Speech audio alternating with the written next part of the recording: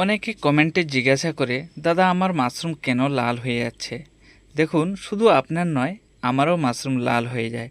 তো এই মাশরুমটাকে আমরা সাদা রাখতে পারি, তো তার জন্য কিছু প্রসেস আছে যেগুলো আমরা ফলো করলে মাশরুমগুলো লাল হবে না। কিন্তু আজকের এই ছোটো ভিডিওটা আপনারা অবশ্যই শেষ পর্যন্ত দেখেই যাবেন, কারণ আমি আপনাদেরকে খুব সুন্দর একটা ভিডিও বানিয়ে দেখাবো মাশরুম কেন লাল হয়।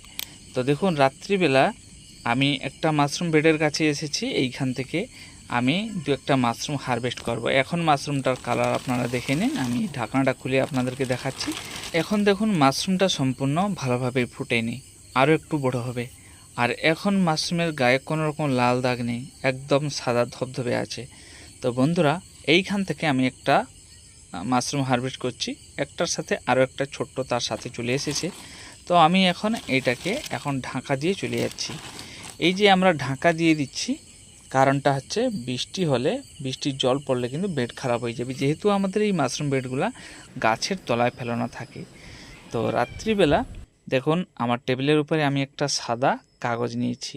এই কাগজের উপরে আমি এই দুটো মাশরুমকে উবুড় করে রেখে দেবো। এখন এই মাশরুম দুটাকে আমি আলাদা করে নিচ্ছি, আর এই যে সাদা কাগজটা আছে এর উপরে এরকম উবুড় করে রেখে দেবো। হ্যাঁ, একটা মাশরুমের উপরে আরেকটা মাশরুম আমি চেপে রেখে দেবো। এইভাবে রাখবো না, এইভাবে রাখলেও হবে, কিন্তু মাশরুম কেন লাল হয়ে যায় সেটা দেখানোর জন্য এই মাশরুমটাকে এই মাশরুমের উপরে এরকম একটু চেপে রেখে দেবো। এবারে দেখব কালকে সকালে এটা কীরকম হয়েছে।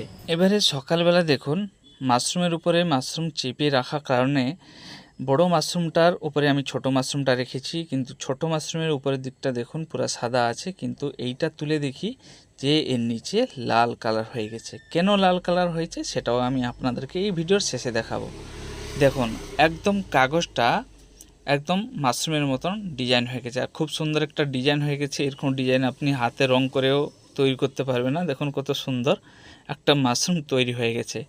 কারণ মাশরুম যে যখন ফুটলে তার শ্বাসক্রিয়াতে এইরকম কালারের একটা গ্যাস নির্গত হয়, যেরকম জল গরম হলে একটা ভাপ বেরোয়, সেই রকম ঠিক তার নিচ দিয়ে যদি আপনি রাত্রিবেলা লাইট জ্বেলে দেখেন, সেইরকম একটা কালার গ্যাস বেরোয়, মানে ভাপ টাইপের বেরোয়, যেটা লাগলে মাশরুম লাল হয়ে যায়।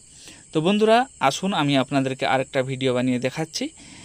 খুব সাবধান সহকারে আমরা যদি ভালো করে লক্ষ্য করি, রাত্রিবেলা দেখুন টর্চ জ্বেলে মোবাইলে আমি ভিডিওটা করছি। সাধারণত এই ভিডিওগুলা রেকর্ড করা খুবই কষ্ট, কারণ এইগুলা মোবাইলে ক্যাপচার হয় না, কিন্তু সাবধান সহকারে আমি আপনাদেরকে দেখানোর চেষ্টা করছি। আপনারা ভালো করে লক্ষ্য করুন, যেরকম জল গরম হলে একটা ভাপ বেরায়, সেরকম এর নিচ দিয়ে একটা ধোঁয়া টাইপের বেরাচ্ছে।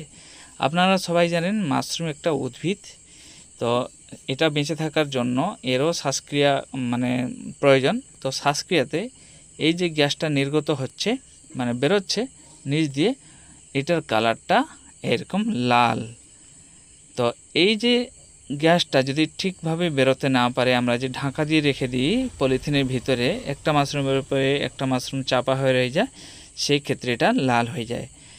এই লাল মাশরুম হবে না, তার একটা উপায় আছে। যদি আমরা রাত্রিবেলা মাশরুমকে হারভেস্ট করে নিই আর উল্টিয়ে রেখে দিই, যেইভাবে আমি আপনাদেরকে রেখে দেখালাম সেই রকম না, সেটাকে উল্টিয়ে আমরা রেখে দিই, মানে নিচের অংশটা উপরের দিকে করে রেখে দিই, আর একটা ভিজা কাপড় মানে সুতির কাপড়কে জলে ভিজিয়ে জলটা নিগড়িয়ে সেটাকে মিলে তার উপরে আমরা যদি সেরকম রেখে দিই, মাশরুম একটু হালকা হয়ে যাবে, কিন্তু মাশরুম লাল হবে না, একদম সাদা থাকবে। ভিডিওটা ভালো লেগে থাকলে লাইক, শেয়ার, সাবস্ক্রাইব অবশ্যই করে নেবেন।